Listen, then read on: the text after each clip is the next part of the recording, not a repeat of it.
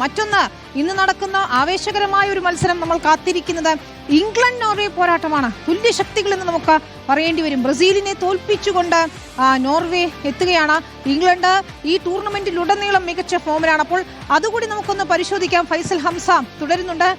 ഫൈസൽ, ആകാംക്ഷയോടെ ഇന്ന് ഉറ്റുനോക്കുന്ന മത്സരം ഒരുപക്ഷെ അർജന്റീന സ്വിറ്റ്സർലാൻഡ് മത്സരത്തെക്കാൾ ഞാൻ ഉറ്റുനോക്കുന്നത് ഇംഗ്ലണ്ട് നോർവേ മത്സരമാണ്.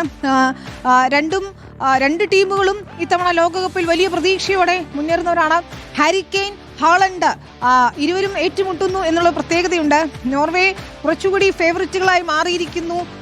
ഇംഗ്ലണ്ട് ആണെങ്കിൽ പഴയ പ്രതാപം ഏതാണ്ട് അതേപോലെ തന്നെ മുന്നോട്ട് കൊണ്ടുവരുന്നതാണ് ഇത്തവണ കാണുന്നത്, അല്ലേ?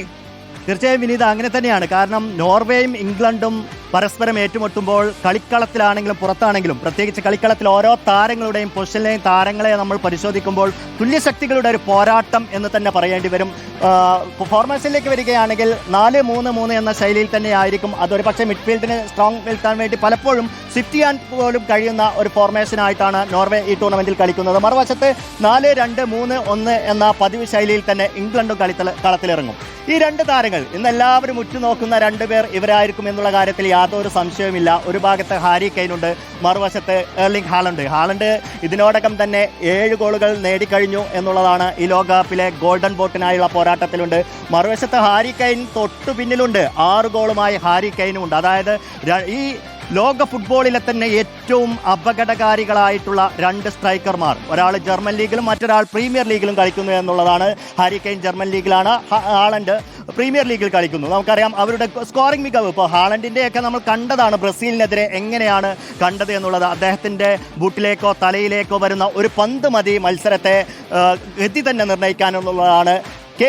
ഹാളണ്ടിന് പിന്തുണയുമായി നോസയുണ്ട് എന്നുള്ളതാണ് അദ്ദേഹത്തിൻ്റെ മിന്നും വേഗമുള്ള നീക്കങ്ങൾ. മറുവശത്ത് സാക്കയുണ്ട് ഹാരി കെയ്നിന് പിന്തുണയുമായി. അതായത് രണ്ട് ഭാഗത്തും പട നയിക്കുന്നവർ മാത്രമല്ല, പിന്നണിയിലുള്ളവരും ഒട്ടും പിന്നിലല്ല എന്നുള്ളതാണ്. മധ്യനിര നിയന്ത്രിക്കാൻ ഒഡേഗാർഡിനെ പോലുള്ള ശക്തനായ ഒരു താരം നോർവേക്കുണ്ട്.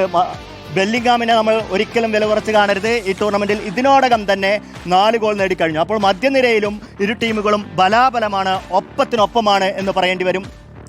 ഇനിയിപ്പോൾ വിങ്ങുകളിലേക്ക് നോക്കുകയാണെങ്കിലും സോർലോത്തും ഗോർഡൻ ഈവൻ സബ്ബായി ഇറങ്ങിയാൽ പോലും അദ്ദേഹം ഉണ്ടാക്കുന്ന ഒരു ഇമ്പാക്റ്റ് ഈ ടൂർണമെന്റിൽ തന്നെ നമ്മൾ കണ്ടു കഴിഞ്ഞു. അതുകൊണ്ട് തന്നെ മത്സരം മാറ്റിമറിക്കാൻ കെൽപ്പുള്ള താരങ്ങൾ തന്നെയാണ്. ഒരു പക്ഷേ ഒരല്പമെങ്കിലും നോർവേക്ക് ആശങ്കയുണ്ട് എന്നുണ്ടെങ്കിൽ, അല്ലെങ്കിൽ ഇംഗ്ലണ്ടിന് മുന്നിൽ അവർ അല്പം പിന്നിലാണ് എന്ന് തോന്നുന്ന ഒരു മേഖല എന്ന് പറയുന്നത് അവരുടെ ഡിഫൻസ് ലൈൻ മാത്രമാണ്. പക്ഷേ അവരുടെ ശേഷി കൊണ്ട്, അവരുടെ കളി മികവ് കൊണ്ട് കഴിഞ്ഞ മത്സരങ്ങളിലെല്ലാം ബ്രസീലിനെ എല്ലാം പിടിച്ചു കെട്ടി നിർത്തിയത് നമ്മൾ കണ്ടതാണ്.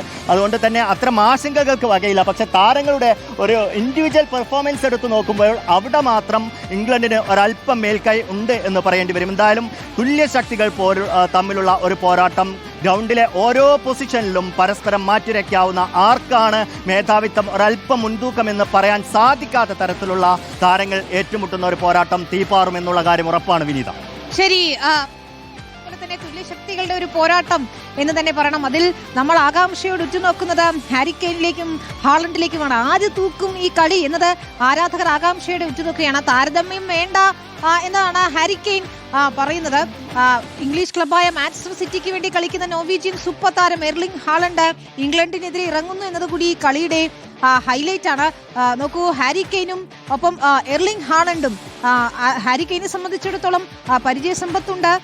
അദ്ദേഹം ഈ താരതമ്യം വേണ്ടെന്ന് പറയുമ്പോൾ പോലും അദ്ദേഹത്തിന്റെ ഈ ലോകകപ്പിലെ മികവ് വളരെ പ്രധാനപ്പെട്ടത് തന്നെ. എർലിംഗ് ഹാളണ്ട് ഇപ്പോൾ ഒരു ഫേവറിറ്റായി മാറിയിരിക്കുന്നു ഈ ലോകകപ്പിൽ എന്നുള്ളതാണ്. അത് നമ്മൾ പ്രതീക്ഷിച്ചതുമാണ്.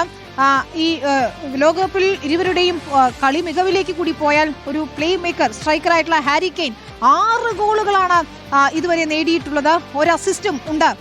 നോക്കൂ, ഇംഗ്ലണ്ടിന്റെ ഒരു കൊടുങ്കാറ്റായി ഹാരി കെയ്ൻ ഇന്നും മാറുമെന്ന് ഉറപ്പാണ്. അപ്പോൾ 6 ഗോളുകളും ഒരു അസിസ്റ്റുമാണ്. ഗോൾഡൻ ബൂട്ട് റേസിൽ തൊട്ടു പിന്നിൽ ഹാരി കെയ്ൻ ഉണ്ട്, മെസ്സിക്കും എംബാപ്പയ്ക്കും പിറകിൽ എന്നത് കൂടിയുണ്ട്. 6 ഗോളുകളാണ് ഹാരി കെയ്ൻ ഇതുവരെ അടിച്ചുകൂട്ടിയിരിക്കുന്നത്. എർലിംഗ് ഹാളണ്ടിലേക്ക് നമുക്ക് പോയാൽ ഗോൾ വേട്ടയിൽ 3-ാമനാണ് ഈ ലോകകപ്പിൽ എർലിംഗ് ഹാളണ്ട് എന്ന് പറയേണ്ടി വരും. നമ്മൾ പറഞ്ഞതുപോലെ മാഞ്ചസ്റ്റർ സിറ്റിയുടെ താരമാണ്. അതേ കളി മികവ് അദ്ദേഹം ഇവിടെയും പുറത്തെടുത്തു എന്നതാണ്. 7 ഗോളുകളാണ് ഇതുവരെ നേടിയിരിക്കുന്നത് ഈ ലോകകപ്പിൽ എന്നതാണ്.